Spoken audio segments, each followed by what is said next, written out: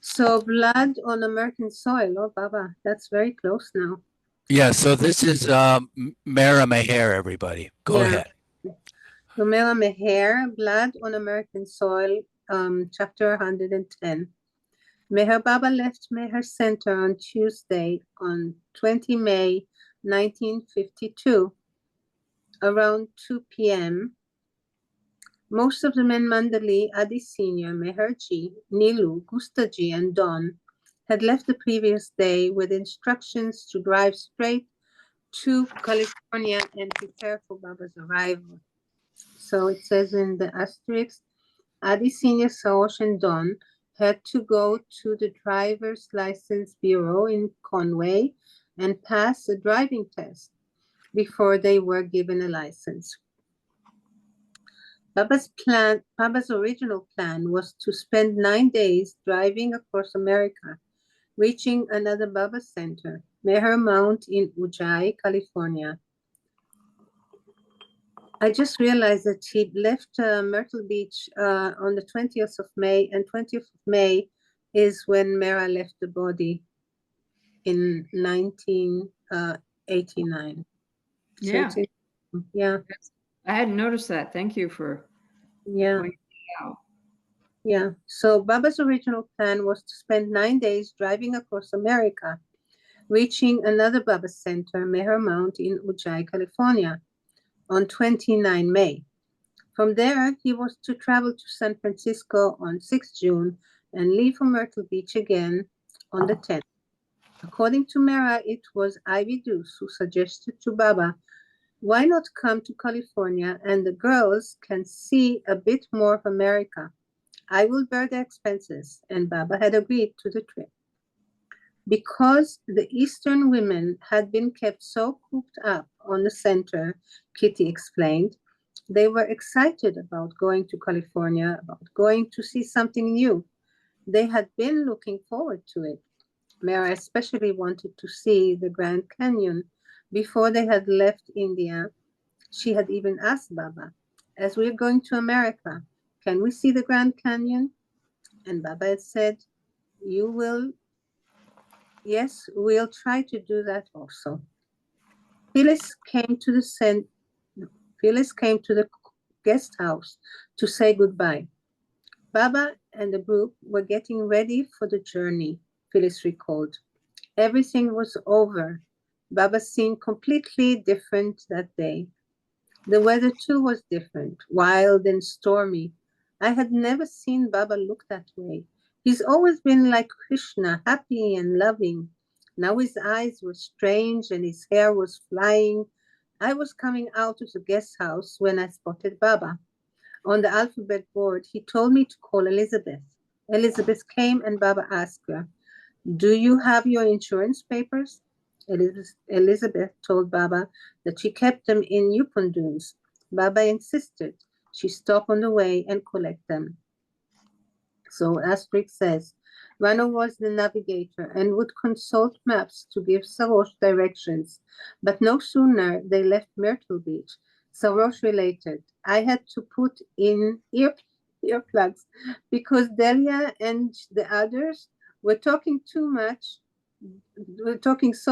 during the, can you put it up please, the screen? During the drive. They drove more than 5 hours that first afternoon to reach Columbia, South Carolina, where they stayed at the Forest Motor Port. The motel was lovely, Mara remembered, very pretty with flowers planted all around. Baba sat to wash and get comfortable. We would go for dinner at the motel restaurant, which was close to our rooms. Inside the restaurant, all sat down to eat, admiring the soft lights and decorations.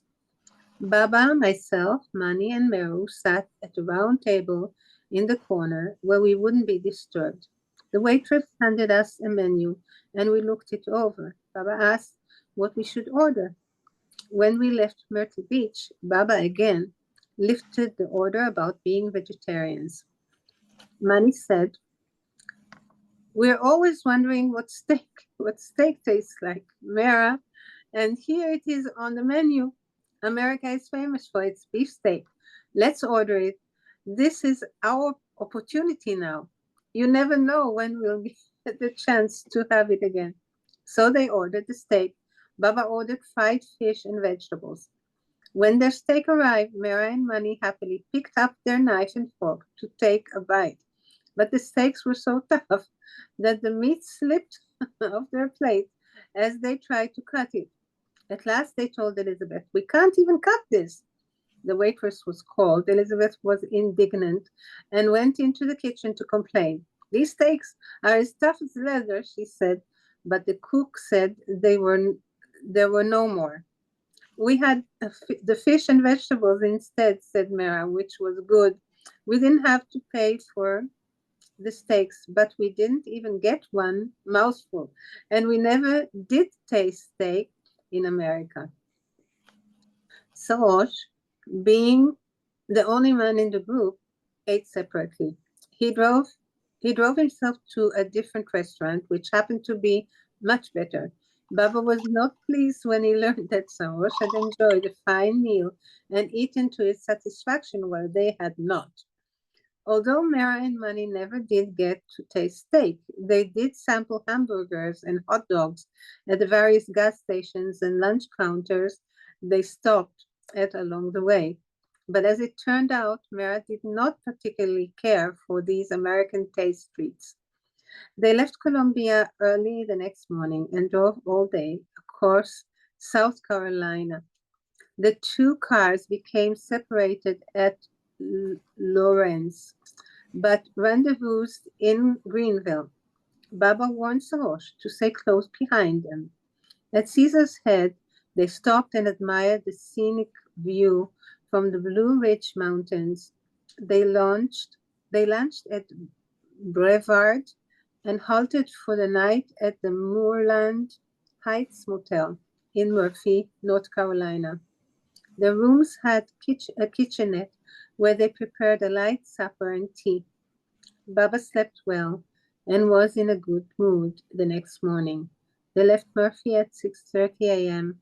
on Thursday, 22nd May, headed toward Memphis. Tennessee was very beautiful, Mara remembered. As we drove through the mountains, the drive was pleasant and enjoyable. Baba was in the front seat. Flowers were everywhere. I enjoyed seeing the American countryside. I liked nature. This was my cup of tea. They soon passed Lake Ocoee, where Baba in fact remarked, "I have been all over the world, but I have never seen more beautiful scenery. It has a spiritual atmosphere also." As they drove through the hills of Tennessee, at one point they saw written in enormous letters on a bill, "Jesus Christ is coming." Huh? Yeah. "Here was Baba sitting in the car with us," Manny noted ironically, "driving past that sign. After a few miles, another sign read, 'Jesus is here.' For us, it was a secret. We knew he was here." Mera, Mera too remembered. It was so lovely to be in the car with Baba and see that sign. For lunch, Baba usually said to stop at the first place they came to. They got down on the outskirts of town, perhaps Cleveland, Tennessee, and went into a diner. Although it was a truck stop, Elizabeth thought it looked decent. She ordered something. The waiter said that they were out of it. Elizabeth ordered something else. It too was unavailable. This went on until Elizabeth finally asked in exasperation, "Then what do you have?" "Just hamburgers," was the reply, which was exactly what Baba did not like. But hamburgers were ordered. For fun, Manny put some money in the jukebox, and Baba enjoyed the music. The food came. Baba had difficulty chewing his. He needed something softer. The waitress was called, and fried eggs were ordered. Over easy, over easy or sunny side up. Baba and the Eastern woman looked blank, and Elizabeth explained what it meant. Baba wished to drive as far as possible each day without wasting time, stopping for food, and as was his habit, he wanted everything quick, quick. quick. So during the cross-country road trip, they never stopped at more expensive restaurants, which would have taken time to locate, been further off the highway, and where it would have taken considerably longer to be seated to order and be served. So I think I will end here. Very, very tasty part of this book. Thanks a lot. Thanks a lot, Mikal. Thanks a lot to you all. So enjoy, keep enjoying. Okay. Jay Baba. Jai Baba, thank you. Deb, you ready to read? Yes, thank you. There we go. Sometimes they did not even get out of the car. Kitty or Ronald ran inside, ordered something to go, and brought it to their cars. Go here sometimes helped carry the sandwiches. And here's a side note. In the American South at this time, Baba and the Eastern Mandali could have been considered by some to be people of color and discriminated against in the restaurants and small diners. Perhaps sending the Westerners to pick up food at takeout counters forestalled any unpleasantness. After Meher Baba's trip through the South, the 1950s saw much new civil rights legislation. They often ate sitting in the car and even drank hot tea there. For dinner, it would be late by the time they stopped driving, closing time at most places, so the restaurants were reluctant to serve anything elaborate. The Eastern women didn't like the food in America, Rano said, because we used to go to quick lunch counters. Funds were limited in those days, so we couldn't just go anywhere to eat. Before setting out each day, Baba warned Sarosh repeatedly to keep up with Elizabeth's car, to follow closely, but this was not easy to do. The station wagon Sarosh was driving was not in the best condition, so his car was invariably slower than Elizabeth's Nash. In Chattanooga, Sarosh lost sight of Baba's car again. When he at last found them, Baba declared, "I will never forgive you if it happens again." And here's another side note. The Mandali were driving the better station wagon to California. Near Chattanooga, Baba instructed Elizabeth to take a slight detour so they could stop and do some sightseeing at Rock City on Lookout Mountain, from where one can see 7 states. At Ruby Falls, Elizabeth waited in the car while the others went in to see the falls that were inside a cave. Down they went by elevator and then through tunnels carved out by hand. Rano explained to them the difference between stalactites and stalagmites. The tights come down, the mites go up. It was a lovely sight, Mehera recalled. A huge cave with a waterfall. Red floodlights were shining on the water. It looked so beautiful, like rubies falling. They shone a green light also. Mani had a different experience. I had an apprehensive feeling there. The water was reddish, like blood. The red falls seemed like blood. I don't usually have premonitions, so it was surprising. I can't explain it. It was a feeling like a little fear.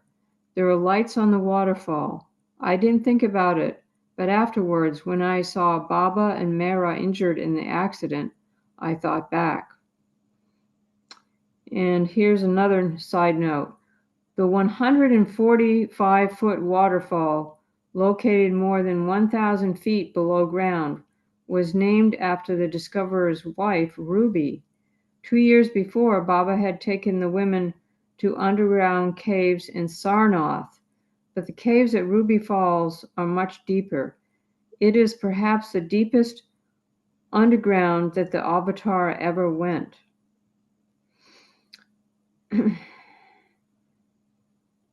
When everyone had come out of the cave, Elizabeth told Baba, "If we keep sightseeing like this every day, we'll never get to California." Baba replied, "This will be the last sightseeing on this trip." Said Mehera, "It was good that we saw at least that much, otherwise we didn't get a chance to see anything else in America. Only the center, Yukon Dunes, and doctors. No sightseeing. We started for California, but it was not destined for us to reach there." Kitty compared it to her first experience in India. Like the Westerners in 1933, who never got to see much of India but were sent back in 3 weeks, it was the same with the women Mandalay, meaning she means the Eastern women Mandalay. They never got to see much of America. They spent the night of 22 May outside Waynesboro, Tennessee, at Sims Motel, which was located by a running brook. Baba had soup and veal for dinner and slept for about 2 hours. They left at 5:30 the following morning and drove all day through Memphis and into Arkansas, where they ate lunch at Searcy. As Gohara was walking out of the diner with an omelet for Baba, Rano said, "Oh, Gohara, don't give that to Baba. That's one thing a place like this can't make. It will be like rubber." "But Baba wants an omelet," Gohar said. After a few minutes, Baba sent for Rano. "What is this thing?" he asked. "Baba, I warned Gohar that it would be like rubber. They can give you fried eggs or hot dogs. But beyond that, don't try ordering anything else." Baba was not pleased. The food, however, was not the only source of irritation. Those traveling with Baba noticed that Baba had been out of sorts since they left Myrtle Beach. The purpose in leaving Myrtle Beach was to have a nice drive across America, said Meru, to see the country, the Grand Canyon, and so on. Instead, we noticed that Baba's mood was irritable. He would get out of mood very easily over little things that he would usually have forgiven quickly. We would say amongst ourselves, "It's so unlike Baba. He would usually let mistakes pass." A few days before the accident, he got particularly annoyed with something. There was tension in the atmosphere. Later, we realized Baba had been so upset because he knew what was to happen, not only for his own injury, but most of all because of what was to happen to Mehera. Let me interject a sidebar that we have here on the online version. Adi Sr., Don, Meherji, and Gustaji had stopped to see the Grand Canyon and Hoover Dam on their way to Mehera-Bound. Go ahead. Kitty concurred. "We thought it was wonderful to travel with Baba, but Baba's health was not good. He was tired and his mood was out. He knew what was coming." Would somebody else like to read now? Eva, you want to read?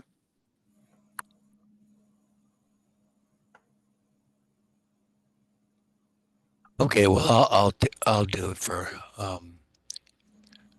now. Driving for the rest of the afternoon through Conway, Atkins, and Clarksville, they reached Ozark, Arkansas, where they checked into a few cabins located by the slow-running Pond Creek. Large white hens, possibly belonging to a neighbor, scratched around in the dirt outside the cabins. Everyone was tired. Ronald had to do night watch alone. It was noisy and Baba could not sleep. At one point, he left the room and shut the door behind him. The door locked, and Goher had to bring the key from the owner to get back inside. Sidebar here says the cabins, which are no longer standing, were known as the Pond Creek Motor Lodge. Goher herself was feeling depressed. Since leaving Myrtle Beach, Baba had made her ride in the second car, while Mehera, Mani, and Meru rode with him. I used to feel so sad, she confessed. I wondered, why does Baba make me sit in another car? But I didn't say anything. Every once in a while, wherever we stopped at a motel, Baba said, "Oh, you're having a nice time in the other car, enjoying things, laughing, uh, uh, uh, enjoying other things, laughing, taking me, talking and joking with Sarosh." Even on the morning of the 24th, Baba repeated this.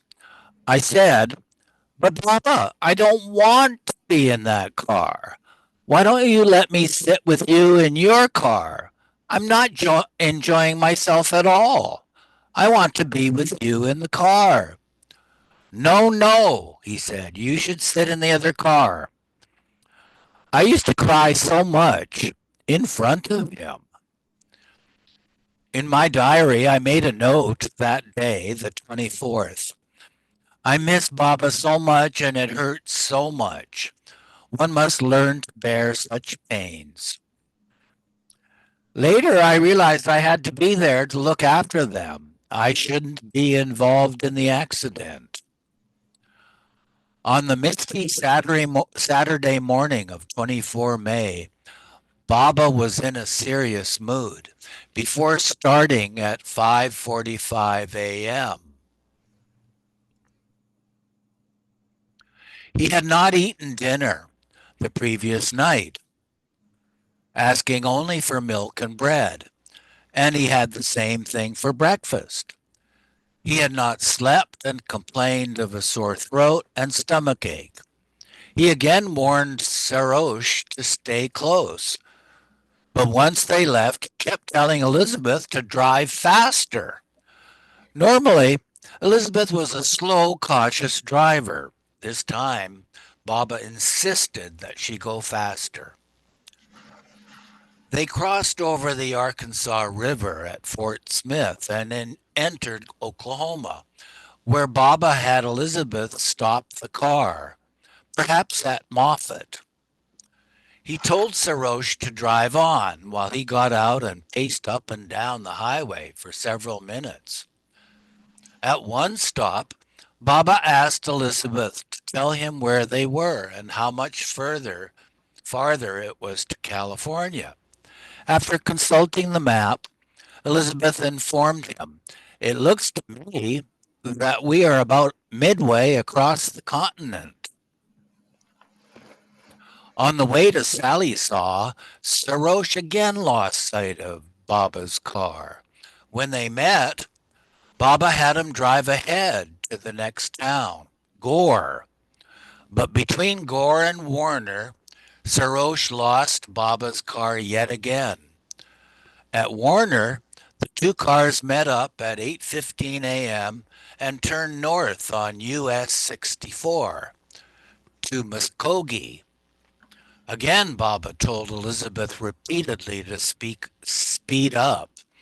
"But Baba, I am hitting 90, she said at one point. "Go faster," he replied. Later, Baba asked her what time it was and where they were. Elizabeth said they were about an hour away from Oklahoma City.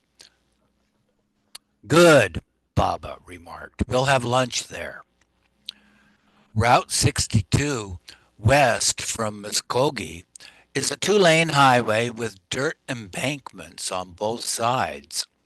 After taking a zigzag route through Okmulgee, they passed through the town of Prague, barreling westward across the rolling countryside. It had rained the night before, and the road was slick. At 10:15 a.m., 8 miles outside town, Elizabeth saw a car coming towards them on the wrong side of the road, as she described it. "Eva, are you back?"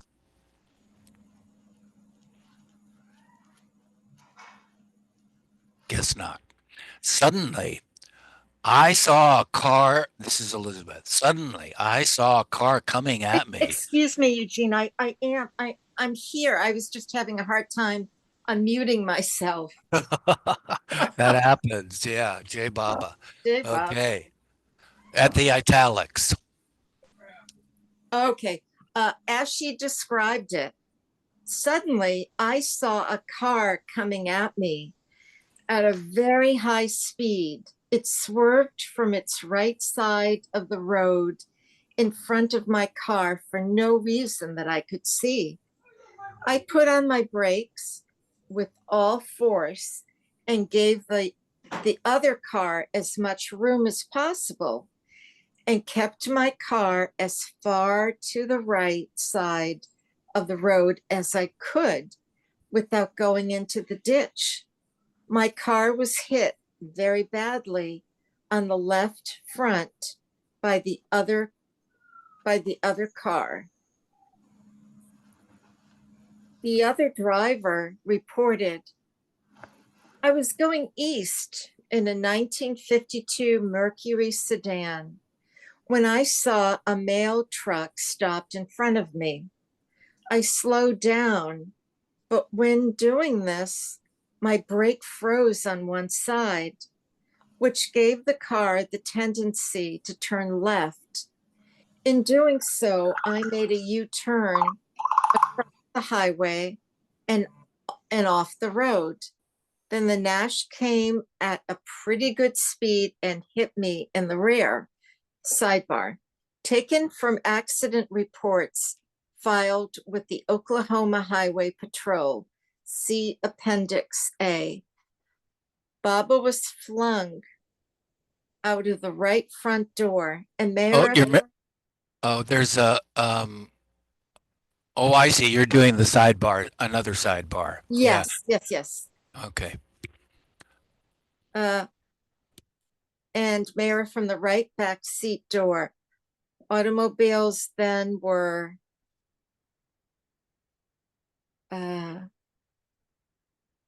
not equipped with such safety features as seatbelts and airbags.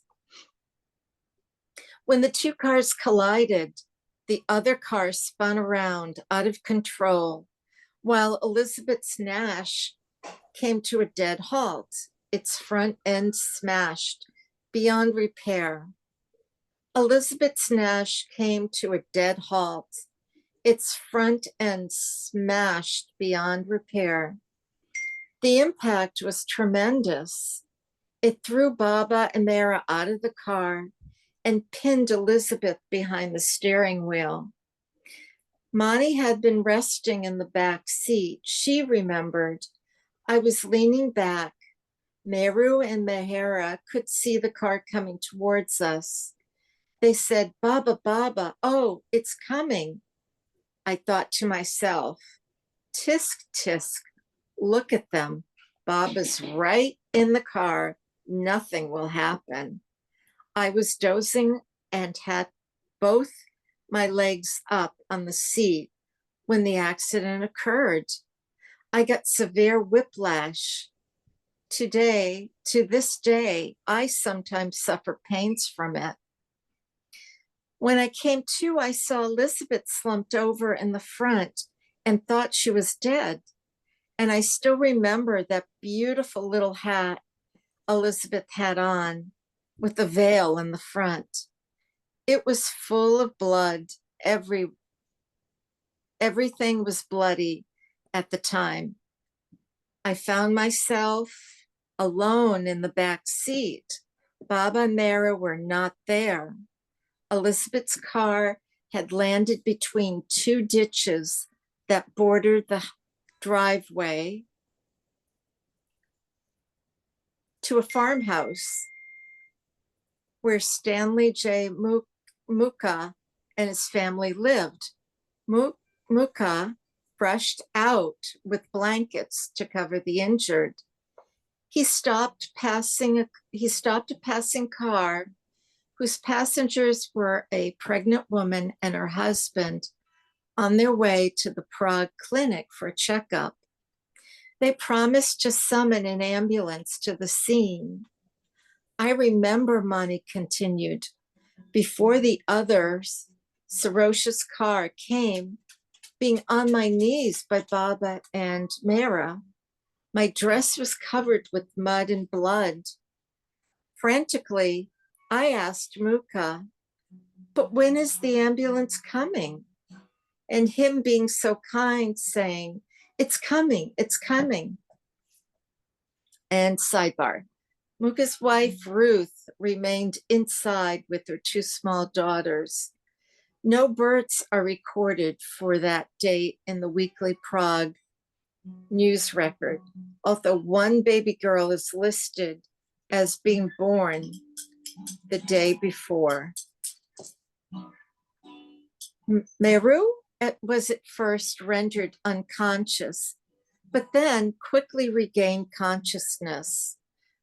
My last memory before the impact was Mehera calling out, Baba, Baba, continuously. I put my hands in front of my face. I was knocked unconscious against the front seat. The impact of the accident caused Elizabeth's glasses to fly off, hitting Meru in the face. The lenses shattered and cut her face, leaving scars that did not heal for some time.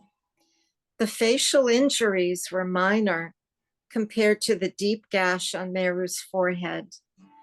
Above the corner of her left eye, where fine glass from one lens was lodged. One of Meru's hands was fractured slightly. Her other wrist sustained a cut, and the bone of that arm was cracked as well. But I didn't have time to think about what was wrong with me, Meru stated. I saw both doors on Baba and Mehera's side wide open and knew that Baba and Mehera had been flung out. Shaken with the shock and trembling, I managed with effort to get out of the car. I immediately went to them and sidebar. Both of Mehera's eyes were bruised black and blue due to the impact against the top edge of the front seat. Her neck received a bad whiplash injury, and her legs and feet had deep cuts and bruises. Baba and Mehera were much worse off, both lying on the ground near the car by the side of the road. Baba's leg and arm were fractured. His nose was broken, his tongue cut. Mehera was moaning in pain. I came on Mehera first, Meru continued. She was bleeding profusely from a deep wound on her forehead, caused by the impact with the door as she was flung out. She was crying out in pain, saying how much it was hurting her. It was unbearable pain, she said. Even today, I can still hear her cries of pain ringing in my ears. I called to Mani, who was lying face down in the damp. I called to Mani to come and be with Mehera. Trembling like a leaf, I went to Baba, who was lying face down in the damp mud. I tried to lift his head, but my hands would not function. I sat in the mud with my knee bent toward Baba, and with effort raised his head and placed his forehead on my knee so that he could breathe. I sat there like this till help arrived. The three occupants of the other car, the 24-year-old driver, Anthony Tony Palmieri, a Korean War veteran with a wooden prosthetic leg, his wife, Billy Hansen, and her mother, Jane Hansen of Oklahoma City, were uninjured. Mrs. Hansen dampened a handkerchief from water she had in the car, went to Mehera and wiped her face. After 15 minutes, Sarosha's car arrived with Delia, Kitty, Rano, and Goher. As they were passing through Prague, Rano, seated in the front, had noticed a sign with an arrow that read, "Hospital." What a quaint, lovely little place to have a hospital, she had mused. It's so picturesque, so secluded and quiet here. Now, as they approached the site of the accident, Rano saw the commotion on the road. "There's been an accident," Sarosh exclaimed. "Oh my God," Rano shouted. "It's Elizabeth's car." "It can't be," Rano said. Sarosh thundered. "What do you mean it can't be? It is." Sarosh braked the car and Rano leapt out. "All I was thinking was, where's Baba? I wasn't worrying about anyone else. I couldn't find Baba anywhere." I rushed up to the car and found Elizabeth wedged against the steering wheel.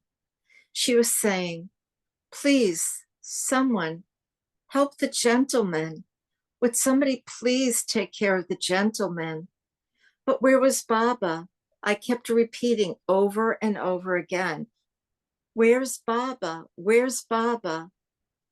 Then I found someone who had lifted him and brought him up onto the side of the embankment and put a blanket on him. Baba was trying to gesture that his hands and legs were hurt. Blood was gushing profusely from his mouth. His arm and leg also were bleeding. I had a hanky and was wiping the blood. I sent Delia to get another one that was in my purse in the car. Others were with Mehera. Goher was rushing back and forth between Baba and Mehera. Mani was in shock. By this time, they had sent for an ambulance.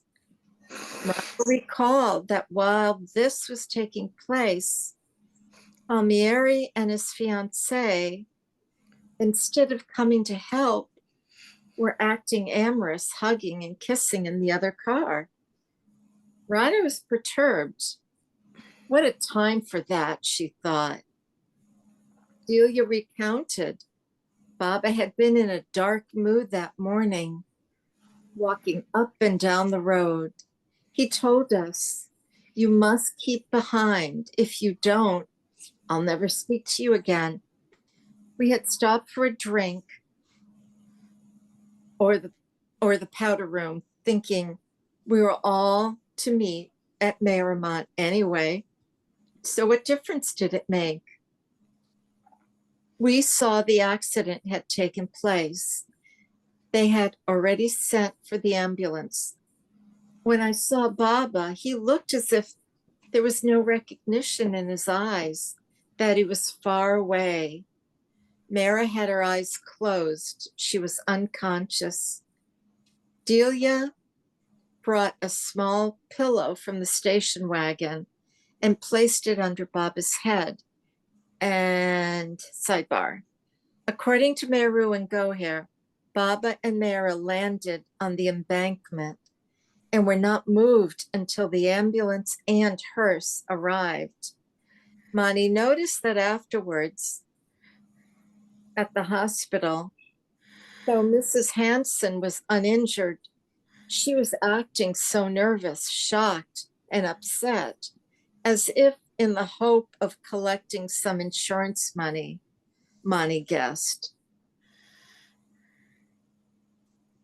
The blood-stained pillow is now preserved at Baba's house at the Meher Center, Myrtle Beach. Goher recalled, "I went straight to Baba as soon as I arrived. Baba was just lying there. It looked superficially as if nothing had happened to him. When I first saw him, he had a serious expression on his face, a faraway look. I thought nothing had happened to him. He was sprawled on the ground, but I thought it was from being thrown out of the car. Then I saw he was bleeding. through the nose. Baba pointed to his leg, so I felt and saw that it was a fracture. His arm, too, was fractured. When the ambulance people came, I warned them about it. They had to put a splint on it and lift him up by the other leg. We were also concerned about Mehera, who was semi-conscious. I never thought she was dead. I had felt her pulse, which was all right. The wound on her forehead was there. What was to be done about the men who were to lift Mehera? We asked Baba, what about Mehera? Now the men are going to lift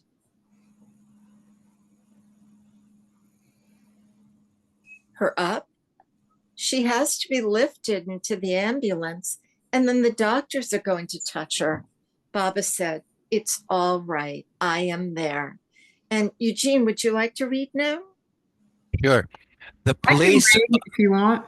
Oh, thanks, Deb. Yes, do go. And thank you, Eva. Jay Baba.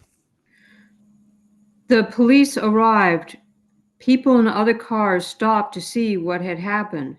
Since the small provincial town had only one ambulance, Baba and Elizabeth were taken to the hospital in it, and Mehera and Meru were placed in a hearse. Rano and Gohar went with Baba. Mani rode with Mehera. When the stretcher was brought, Baba pointed to Mehera to help her first. Baba was in great need, in great pain because of his leg, Mehera said later. Even then, he thought of another first and told them to help me. At such a critical time, you want to think of yourself, but Baba didn't think of himself. So much love and concern for others Baba had. In such a time of crisis, Baba thought of others. Baba's love was so beautiful. Baba did not say anything in the ambulance, but his expression was grim. He was still bleeding. Rano mopped up the blood and tried to staunch its flow as best as she could. Mehera's forehead too was bleeding, and she had vomited a bit of blood. The victims were wheeled into the hospital, and Dr. Ned Burleson, the physician who had founded the Prague Clinic, commented afterward, I had never in my life seen so much blood and mud. And there's a picture of Delia with Mehera and Baba, of course, taken by Charmian Deuce Knowles in 1952. And then next chapter is chapter 111, Save the Gentleman. Shall I read? So, pardon me, there's in the online version, there's a clipping from the Times of India um, Yeah, I titled got that. Oh, you got that. Okay, good. Bombay visitors injured. Car accident in Oklahoma. Oklahoma, May 25. 3 citizens of Bombay were injured, one critically, in an automobile accident near here on Saturday. Mrs. Mehera-Irani, 42, suffered a brain concussion and is in critical condition in Prague hospital. Her uncle, Mr. Mirwan Irani, 58, suffered a broken shoulder, and his wife, 44, head and face cuts. Mrs. Irani's 2 daughters, Mani, 33, and Meru, 25, were not hurt.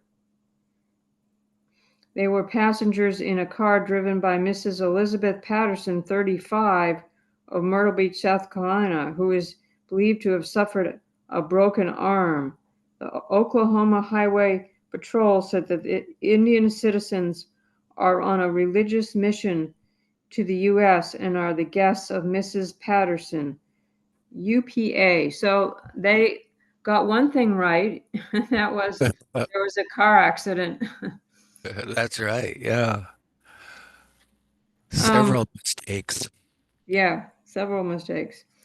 At the hospital, Mehera and Elizabeth were taken directly to the operating theater. Elizabeth's hand was paralyzed as the nerve in her arm was pinched. Dr. Burleson was eager to free the nerves so that no permanent damage would be done. In addition, Elizabeth had broken both arms, her collarbone, and 11 ribs. Dr. Burleson recounted, the ambulance brought the victims of the accident into the hospital about 11 a.m., May 24. As usual, I began attending the first one that was brought in, which happened to be Mrs. Patterson. By the time I had determined the extent of her injuries, they brought in Mehera-Meher, who was irrational from her head injury. She had the most critical injury of all. I remember later, while I was cleaning and picking the particles of glass out of Meru's frontal bone, Dr. Irani began urging me to come and see about Baba. Of course, I had no idea who Baba was and barely heard her because of the concentration on what I was doing. We had been compelled to give Meru 15 grams of pentothal, general anesthetic, in order to keep her quiet while we attended to her. I wanted to get through with that job before the anesthetic wore off, so I would not have to give her any more. Sidebars. In their accounts of the accident, both Dr. Burleson and his wife confused Mehera with Meru. It was Meru, not Mehera, who had glass in her forehead. Goher explained, I was mostly concerned about Baba and Mehera. I talked to Dr. Burleson. I was under the impression that this was like a village hospital. I didn't know if the doctor was capable of anything. I explained to him who Baba was. Doctor, this man is our master, I said, our spiritual leader. We are his followers, and at any cost you must save his life. I wanted to know if he could set fractures. Could he do it? He began telling me that he did major operations. He called me into his office. I was trying to find out how he was going to handle all these cases. It's not possible for you to handle all these cases, I said. Why don't you inform some consultants? He said, nearby in Oklahoma City, there's a large hospital. If need be, we will call them. But before that, let's see how much I can handle myself. Sidebar, Sarosh too was urgently pleading with the doctor. Take my life, but save this man, Baba.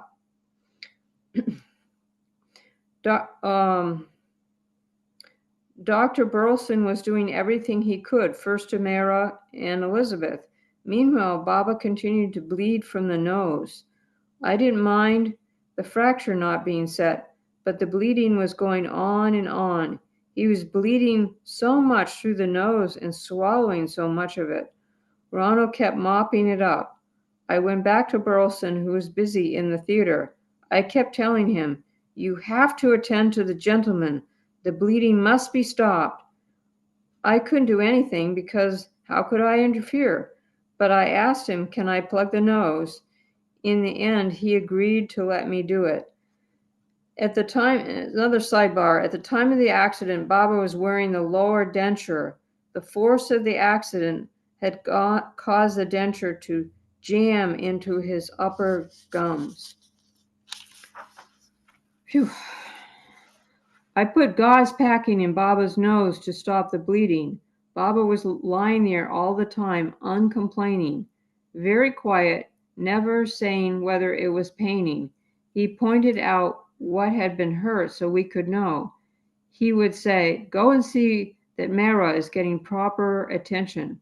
So I was there with Mehera also while Dr. Burleson was stitching up the scar. About Mehera, I told him, the injury is deep into the base of the skull, not just on the surface. We must call in a specialist, a neurosurgeon, to check her condition. He agreed and sent for one from Oklahoma City, Dr. Harry Wilkins. Meanwhile, he put Baba's leg into plaster. He gave Baba an anesthesia to set the leg. Monty arrived at the clinic, covered with mud and blood. I was very strong during the crisis, up until the whole thing in the hospital. I'd go to the hospital and say about Mehera, please do something for her now. The others were with Baba. At one point, Goher totally broke down. Mani had to shake her by the shoulders to get her to stop crying. This is not the time to cry, she scolded. Things have to be done. You have so much to do. But Mani herself was not immune to feelings of despair. After Baba, Mehera, and all were attended to, she continued, Dr. Burleson brought some warm water and washed my feet and dress. I was taken with Delia to a small room at a motel. Delia went to sleep in another room. I broke down and cried and cried. Then I was all right. Then I knew again that there were things to do, work to do, but I was feeling so weak I needed a hot drink. I went outside to find a cup of coffee. All the houses were shut.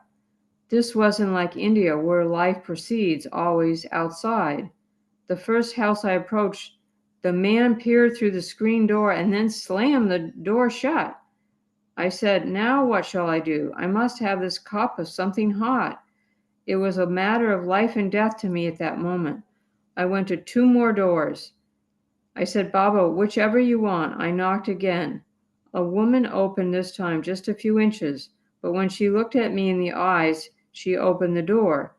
She didn't have any coffee in the house, but gave directions where I could buy a cup of coffee, and she even gave me a nickel to buy it with. I walked there.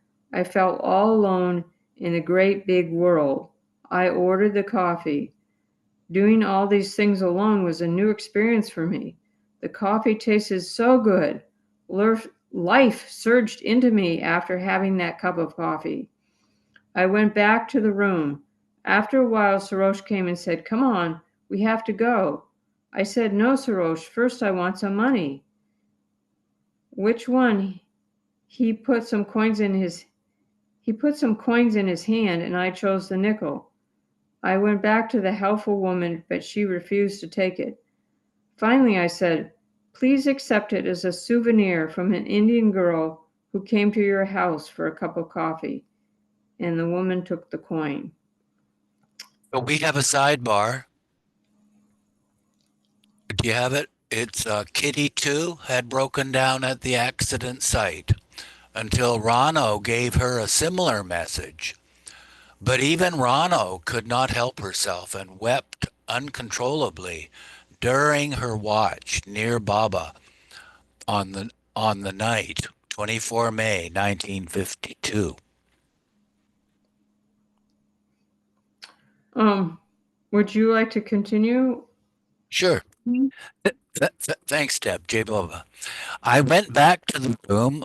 After a while, Sarosh came and said, come on, we have to go. Oh, you read that. Sorry. Next paragraph. Yeah.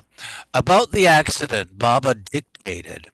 The personal disaster for some years foretold by me at last happened while crossing the American continent, causing me much mental and physical suffering. It was necessary that it should happen in America. God willed it so. Baba went on to state that this was according to a plan he had put forth in a previous circular, which said that until 10 July, weakness would dominate strength and bindings would dominate freedom in the complicated free life.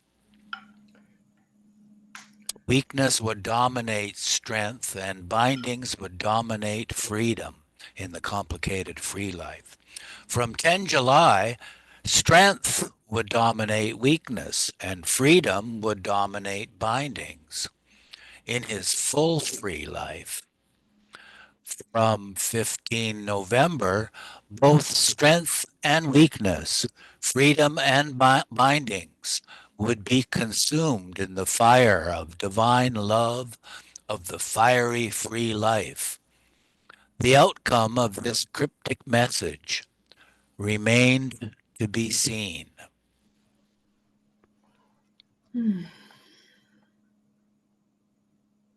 Most significantly, Baba had allowed his treasured beloved Mehera to share in his suffering. Baba was always so careful to shield Mehera from any sort of mental or physical suffering. Yet on both her trips to the West, she suffered terribly. Worst physical suffering in Mehera's life occurred when she went with Baba to the West. On her first journey by ship to Europe in 1937, she was violently ill for days, even before landing in the West. Now she had almost died in an automobile accident. Baba did not spare Mehera the physical sufferings she went through on the two occasions she accompanied him to the West, Meru emphasized. As Bao has explained, Meher Baba's primary work as the avatar is the destruction of his circle's sanskaras, individually and humanities collectively, to facilitate the progress of the spiritual evolution of creation. Mehera and the other women's sufferings are emblematic of the amount of work that Meher Baba was required to do to wipe out the massive accumulation of Western sanskaras. Baba had said that women would do his work in the West, and this was part of it. It is also possible that the three passengers in the car that struck Baba's represented different aspects of Maya. The driver was an amputee taking prescription painkillers. His fiancée, later an alcoholic, would be in and out of mental institutions. Her mother, a devout Christian, turned to God for spiritual sustenance. Hence, through this accident crucifixion, Meher Baba confronted all three types of suffering, physical, mental, and spiritual, and took them on himself for the sake of humanity. The Mandali realized afterwards that Baba had given recent hints about the accident. For example, Phyllis had brought a camera to the center and taken a few pictures of Baba. Prior to Baba's departure, she thought, Baba and the girls are going on a cross-country trip. Mani might enjoy taking some pictures along the way. There's a sidebar here that doesn't seem to relate to anything yet, but significantly, at the time, Oklahoma had the highest number of Native Americans of any state in America.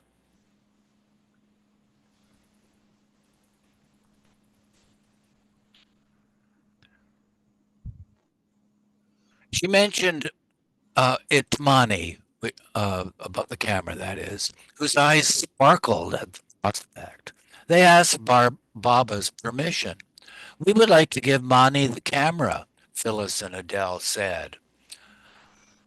Baba nodded and then became still for a moment. Do you really want to do this? He asked. You won't miss it? Baba accepted the camera and gave it to Mani.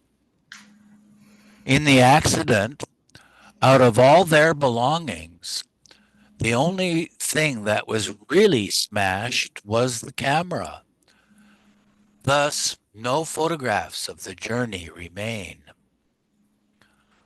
While they were on the center, Baba also said one day, I'm thinking of a number between 1 and 22. He went around the room asking each to guess it. All tried. The last person he asked was Adele, who answered 11. Baba nodded. Yes, that was it.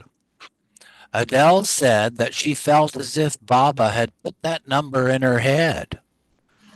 From that day, 13 May, it was exactly 11 days until the accident. A third hint occurred when Charmian asked whether she could drive Baba's car. She had she had out a large map marked with their route, but it stopped in the middle. She showed it to Baba. Can't I drive you on your trip? I'm a very good driver, she assured him. Baba looked at her and then at the map, and his expression became very odd. He very sharply said no. Telegrams had been sent immediately to those in India, informing them of the accident. On 25 May 1952, Sarosh sent this letter giving more details. Yesterday, 24th, we were on our way to Oklahoma City. Elizabeth's car was very powerful, so she could go very fast.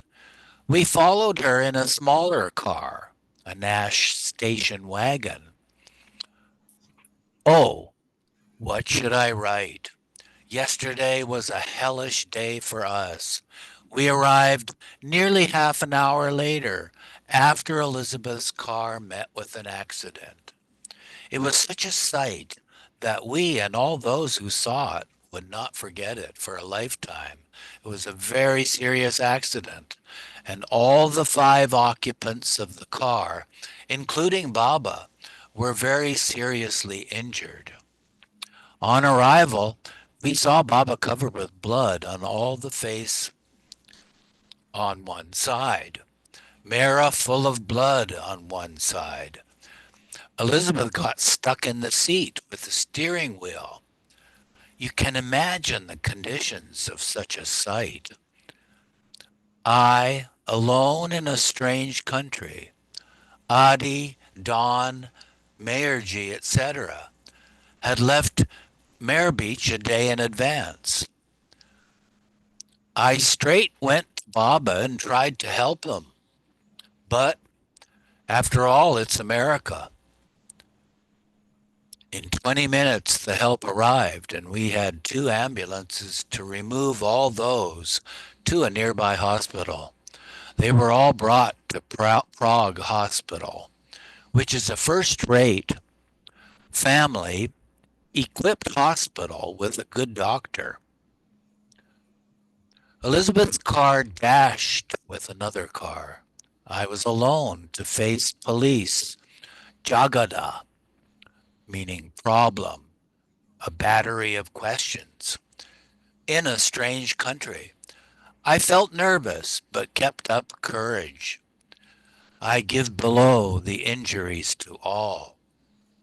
Baba had fractured his left foot near the ankle and the left arm. Also, his face very badly bruised. Mehera fractured her skull. Meru's head and 2 arms injured. Elizabeth's both arms are fractured. Mani had little injuries on her foot. She was conscious. All the rest were unconscious. Then it says sick, meaning there's a mistake there. All have been fixed up well, and the treatment is very good.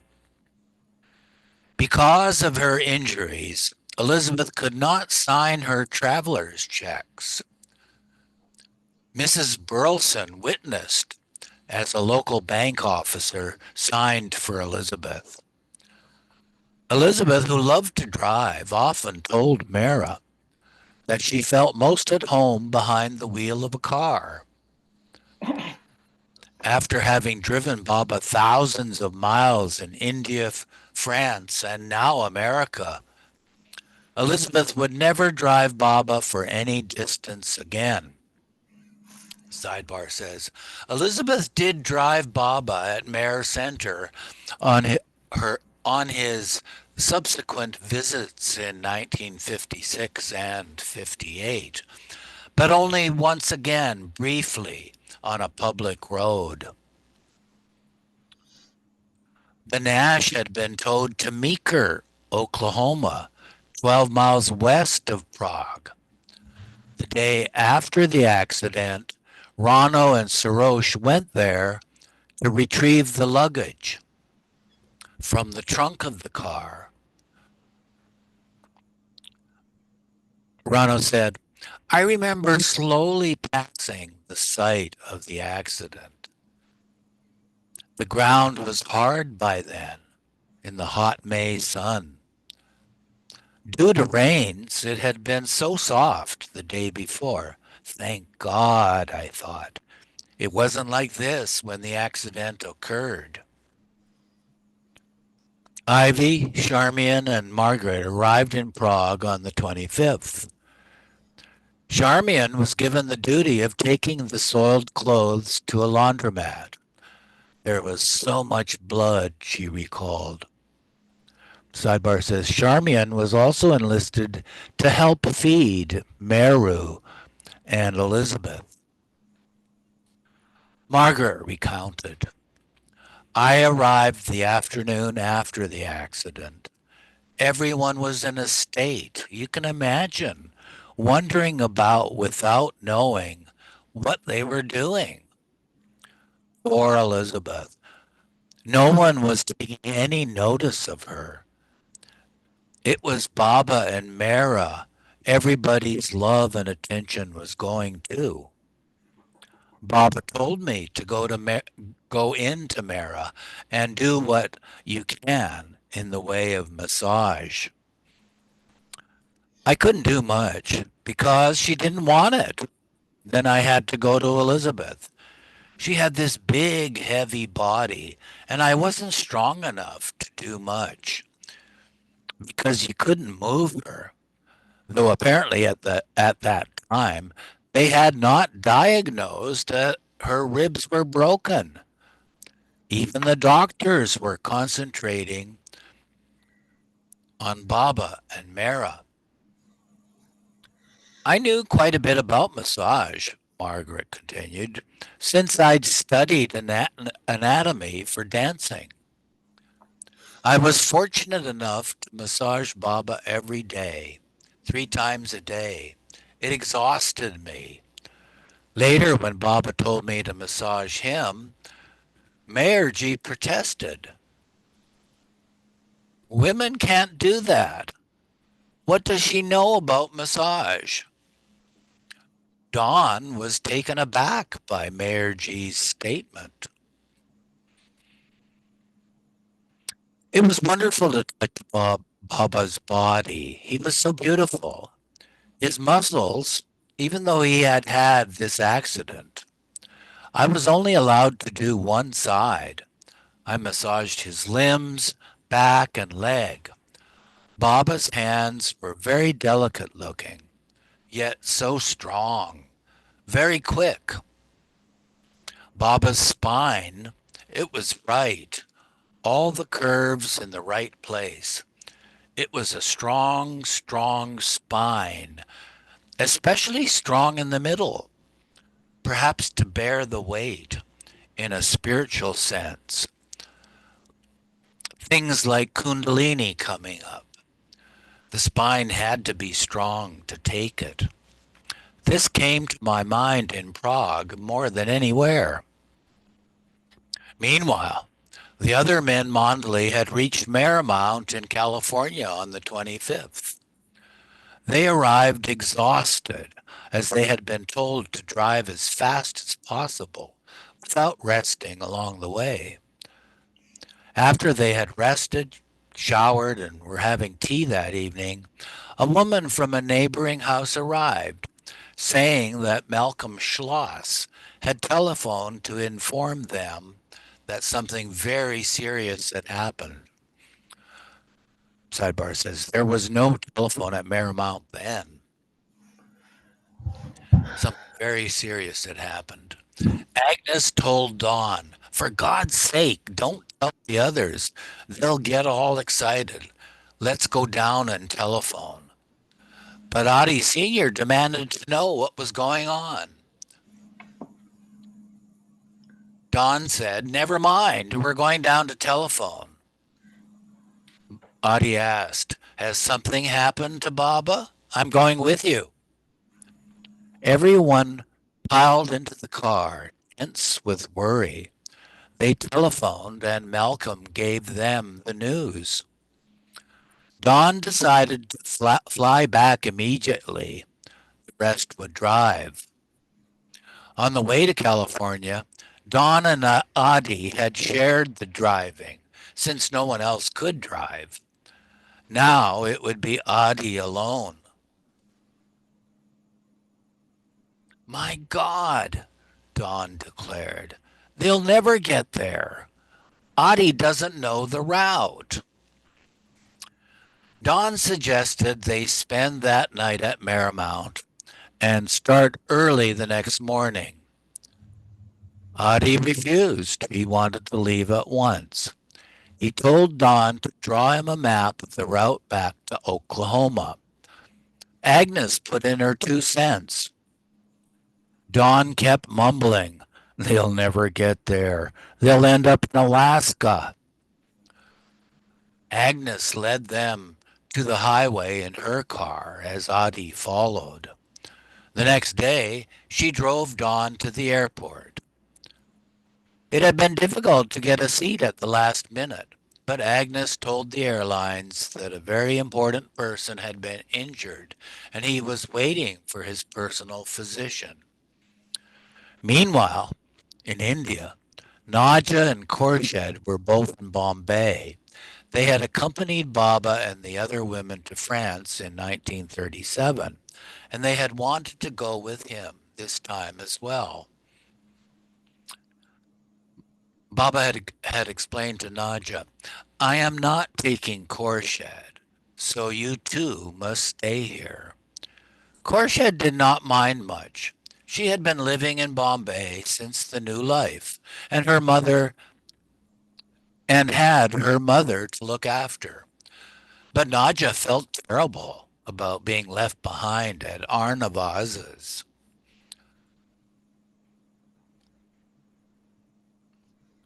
Before leaving for the West, Baba had asked Khorshid, "Do you get the daily newspaper?"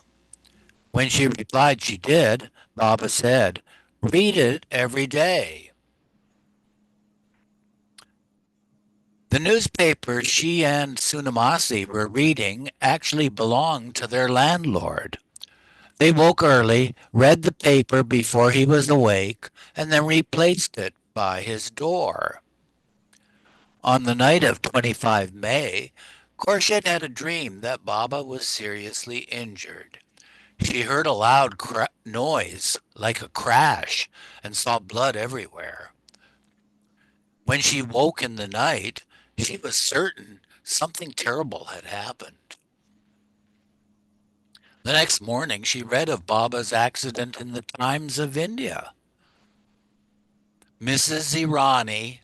Mehra Irani, suffered brain concussion and is in a critical condition in Prague Hospital, the report stated. Her uncle, Mr. Mirwan Irani, suffered a broken shoulder. And the sidebar here says, exactly how the Indian Newswire service was able to report the accident so soon after its occurrence remains a mystery, since it was not reported in the major American newspapers. The information, most likely, was gleaned from telegrams sent by Sarosh to close ones in India. With worry, Khorshid rushed to Arnavaz's apartment. They had already seen the article, all discussed what to do. Khorshid went to the telegraph office and sent Dr. Burleson this cable. "How are you all? Very anxious to know." On 29 May, she received this reply from Burleson. Irani family all doing well. None will die. None will be permanently disabled. We shall send them home to you ultimately as well as when they left, except for their unhappy experience. The sidebar says, Khorshid had sent the cable to Burleson, knowing that if she addressed it to the Mondali, they would not have bothered answering, being both too busy and, she felt, not concerned enough to keep her informed of developments. Khorshid stated, at that time I had no money. Otherwise, I would have flown to Oklahoma straight away. Really, I would not have stayed in India. Adi Sr. and the rest of the Mondali reached Prague on the 28th, 4 days after the accident. Adi described the journey back. Because Dawn had flown from California, I had to do all the driving myself. Nilu was like a mascot of no help. Gustaji, on the contrary, at times created problems instead of helping. It was raining half the way back from California. At one point, we stopped at a motel at 3 a.m. and continued on after a few hours of sleep. We drove 1,500 miles in 3 days. When we arrived in Prague, I wasn't allowed in straight away to Baba's room. The message came out that I could come in, but that I should not shed a single tear. This applied to Nilu and Gustaji also. Inside, I didn't weep. But when I saw Baba, it was so awful that when I stepped out, I went into a nearby storeroom and wept so much. We stayed in the hospital, keeping watch, and went out for our food. Those in India, Adi wrote, there was nothing but tears in our eyes and bleeding in our heart. How could Almighty God ever put Baba into such hellish tortures, utmost misery, and frustration? Adi Sr., Meherji, Sarosh, and Don attended Baba during the day, and Rano and Nilu shared night watch from 7 p.m. to 7 a.m. Those doing night watch had to sit absolutely still with their eyes open, which was not easy. They took turns going out and splashing cold water on their face. Nevertheless, sometimes they nodded off. Once, Baba stuck his head out of the cover just as Rano's head fell on her chest for a moment. Rano began taking tablets to keep awake. This caused a problem. When she went back to the motel, she could not fall asleep. During the day, I didn't dare go to the hospital, Rano said, because Baba would say, why aren't you resting? What are you doing here? I ate breakfast and just walked around. It was a trying time for everyone, but especially so for Rano, who was not sleeping. After the accident, I was very irritable, she admitted. My mood was so bad. I would fly off the handle at someone over a small thing. It took me a long time to get over the fact that Baba had had this accident. It was something you never forget. I have this unfortunate trait that if I don't want to show any emotion, I become aggressive. I was snarling at everybody. For days, Mehera remained in critical condition, deeply sedated, and then semi-conscious, continually repeating, "Are Baba, Are Baba."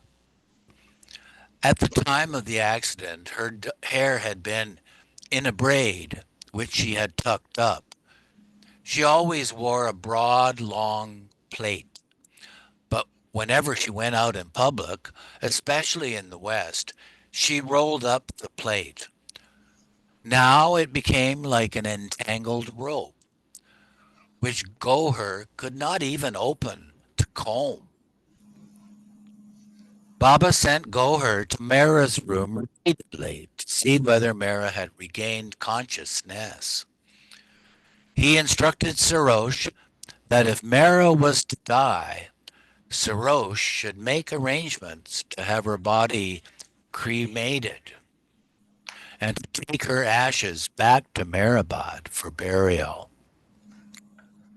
Goher was all the time coming and telling Baba about Mehera, said Adi Sr. Mehera's condition was hopeless. Every doctor was pessimistic about her chances.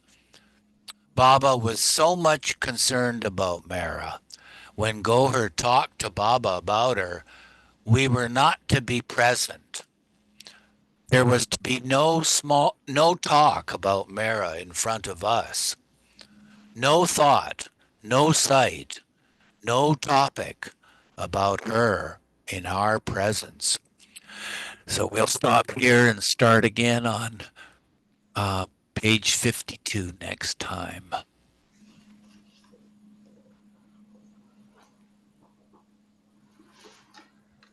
Okay.